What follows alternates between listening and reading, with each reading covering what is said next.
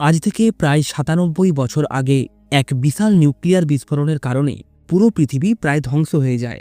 ফলে পৃথিবী থেকে মুছে যায় প্রাণের অস্তিত্ব। তবে বেঁচে যায় সামান্য কিছু মানুষ, যারা আশ্রয় নিয়েছিল পৃথিবীর বাইরে থাকা এক বিশাল স্পেস স্টেশনে। আর এখানেই তারা কাটিয়ে দেয় জীবনের ৯৭টা বছর। তবে এভাবে আর কতদিন? বাঁচতে হলে তাদেরকে তো পুনরায় পৃথিবীতে ফিরতেই হবে। তাই তারা বর্তমান পৃথিবীর অবস্থা জানার জন্য তাদের মধ্যে থাকা ১০০ জন কয়েদিকে পৃথিবীতে পাঠায়। আর পৃথিবীর মাটিতে পা রাখার পর তারা যা দেখে তা কল্পনার বাইরে। পৃথিবী কি আদৌ মানুষের বসবাসের যোগ্য হয়ে উঠেছিল? জানতে হলে দেখতে থাকুন পুরো ভিডিওটা। সো হ্যালো ভিউয়ার, সঙ্গে আমি অনিমেষ। আর আজকের সিরিজ দ্য 100 মুভি শুরু হয়। আর দেখা যায় আজ থেকে প্রায় ৯৭ বছর আগে পৃথিবীতে একটা নিউক্লিয়ার বিস্ফোরণের কারণে সম্পূর্ণ পৃথিবী ধ্বংস হয়ে যায়।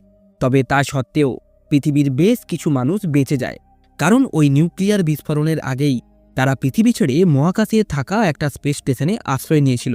দেখা যায় ওই আর্কের ভেতরে কিছু মেনটেন্যান্স কর্মী ক্লার্ক নামের একটা মেয়েকে বন্দি করার চেষ্টা করছে। তবে ক্লার্ক কোনো রকমে তাদের হাত থেকে বেঁচে বাইরে বেরিয়ে আসলে সামনেই তার মাকে দেখতে পায়। সে তার মাকে বলে, আমার বয়স এখনও ১৮ হয়নি, তাই আমি কোনোভাবেই এত তাড়াতাড়ি মরতে চাই না। আসলে এই আর্ক নামের স্পেস স্টেশনে খুব সীমিত পরিমাণ খাওয়ার ও অক্সিজেন রয়েছে, তাই খাওয়ার এবং অক্সিজেনের ভারসাম্য বজায় রাখার জন্য বেশ কিছু কয়েদিকে ওই স্পেস স্টেশন থেকে বাইরে ফেলে দেওয়া হতো। তবে ক্লার্কের মা তাকে বুঝিয়ে বলে, তুমি যেমনটা ভাবছো তেমন কিছুই নয়। আসলে নিউক্লিয়ার বিস্ফোরণের পরে পৃথিবী পুনরায় মানুষের বসবাসযোগ্য হয়ে উঠেছে কিনা সেটা জানার জন্যই যে ১০০ জন কয়েদিকে পৃথিবীতে পাঠানো হচ্ছে, তাদের মধ্যেই তুমিও একজন। আর আমার দৃঢ় বিশ্বাস তুমি এই কাজে সফল হবেই। তো যাই হোক, দেখা যায় ক্লার্ক সহ আরও একাধিক কয়েদিকে একটা স্পেসশিপে করে পৃথিবীর উদ্দেশ্যে পাঠানো হয়। আর সেখানেই ক্লার্ক তার পাশে ওয়েলকে দেখতে পায়। ওয়েলকে দেখে ক্লার্ক কিছুটা অবাক হয়, কারণ সে হলো ওই স্পেস স্টেশনটাকে যে লিড করে তার ছেলে। সুতরাং আর যাই হোক, তাকে অন্তত মরার জন্য তারা পৃথিবীতে পাঠাবে না। তখন ওয়েল তাকে বলে, আমি শুধুমাত্র তোমার জন্যই ওই গার্ডদের চোখ আড়াল হয়ে এই স্পেসশিপের মধ্যে এসেছি। তবে ক্লার্ক তার এই কথায় খুব একটা গুরুত্ব দেয় না। আসলে ক্লার্ক তার উপর অনেক রেগেছিল, কারণ সে মনে করে ওয়েলের কারণেই তার বাবার মৃত্যু হয়েছে। ঠিক এই সময় আর্ক থেকে তাদের জন্য একটা মেসেজ আসে, যেখানে তাদেরকে স্পষ্ট ভাষায় জানিয়ে দেওয়া হয় স্পেসশিপ থেকে নিচে নামার পর তাদেরকে মাউন্ট ওয়েদার নামক একটা জায়গাতে যেতে হবে, কারণ সেখানে একটা আর্মি ক্যাম্প রয়েছে। যে আর্মি ক্যাম্পে ৩০০ জনেরও বেশি মানুষ একসাথে থাকতে পারে। আর ওই আর্মি ক্যাম্পের ভেতরেই আগামী ২ বছরের খাওয়ার এবং জল মজুদ আছে। এই সময় দেখা যায় কিছু টেকনিক্যাল প্রবলেমের কারণে তাদের স্পেসশিপটা আর্কের কানেকশন থেকে বিচ্ছিন্ন হয়ে যায় এবং দ্রুত গতিতে সেটা পৃথিবীর দিকে নামতে শুরু করে। আর দেখতে দেখতেই প্রায় ৯৭ বছর পর তারা পৌঁছে যায় পৃথিবীতে। তবে দুর্ভাগ্যবশত ক্র্যাশ ল্যান্ডিংয়ের কারণে তাদের ২ জন সদস্য ওই স্পেসশিপের ভেতরেই মারা যায়। এরপর ধীরে ধীরে স্পেসশিপের দরজাটা খুলতেই তারা চমকে যায়, কারণ এত আলো এবং দূর দূরান্ত অবধি বিস্তৃত গাছপালা তারা কেবলমাত্র তাদের মা বাবার কাছে গল্পে শুনেছে। এরপর ধীরে ধীরে তারা সবাই পৃথিবীর বুকে নেমে আসে এবং আনন্দে আত্মহারা হয়ে জঙ্গলের এদিকে ওদিকে দৌড়াতে শুরু করে। তবে ক্লার্ক তাদেরকে বুঝিয়ে বলে, আমাদের এভাবে টাইম নষ্ট করলে চলবে না। সন্ধে হওয়ার আগে আমাদের ওই মাউন্ট ওয়েদার নামক আর্মি ক্যাম্পটাতে পৌঁছাতে হবে।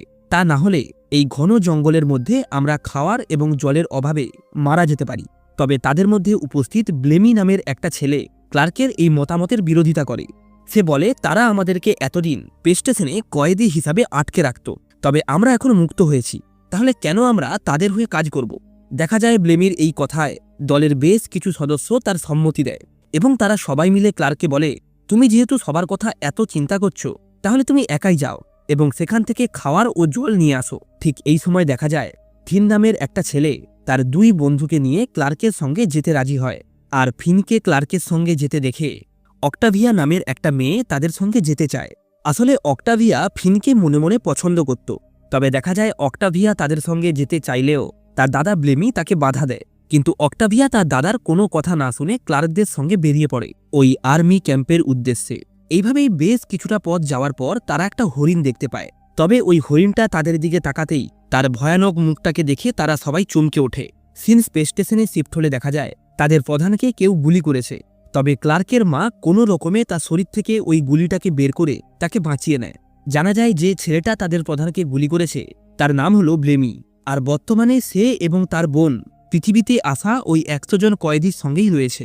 আসলে আর্কের নিয়ম ছিল একটার বেশি সন্তান জন্ম দেওয়া যাবে না, কিন্তু তাদের মা দ্বিতীয় সন্তান জন্ম দেয়। এই কারণেই তার মাকে স্পেস স্টেশন থেকে নিচে ফেলে দেওয়া হয়। আর সম্ভবত এই রাগটা থেকেই ব্লেমি তাদের প্রধানকে গুলি করে ওই স্পেসশিপে লুকিয়ে পৃথিবীতে পালিয়ে গেছে।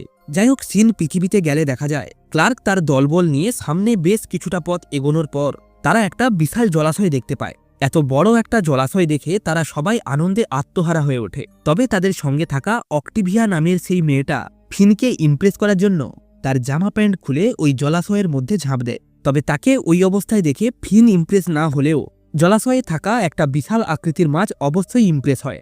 সে মুহূর্তের মধ্যে অক্টিভিয়াকে জলের তলদেশে টেনে নিয়ে যায়। তবে ক্লার্ক এবং ফিন কোনো রকমে বুদ্ধি করে জলের মধ্যে একটা বিশাল পাথর ফেলে দেয়, যে কারণে পাথরের আওয়াজ শুনে ওই মাছটা অক্টিভিয়াকে ছেড়ে তাদের দিকে এগিয়ে আসে। ঠিক এই সুযোগেই তাদের দলের আর একটা ছেলে অক্টিভিয়াকে কোনো রকমে জল থেকে ওপরে টেনে আনে।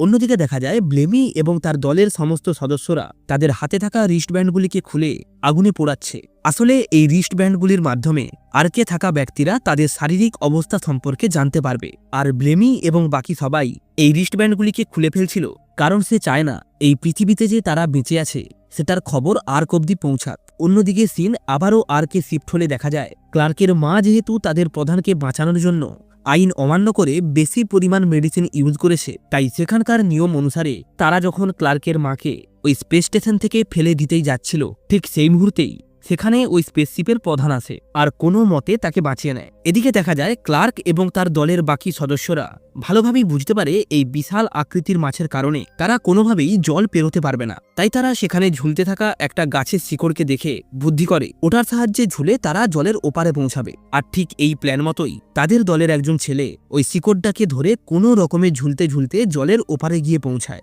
এবং এই খুশিতেই সে পাগলের মতো চিৎকার করে লাফালাফি করতে শুরু করে। তবে মুহূর্তের মধ্যেই তার হাসি, তার চিৎকার সবকিছুই স্তব্ধ হয়ে যায়। দেখা যায় একটা বিশাল আকৃতির ভালা ছেলেটার বুকের আর পার হয়ে গেছে।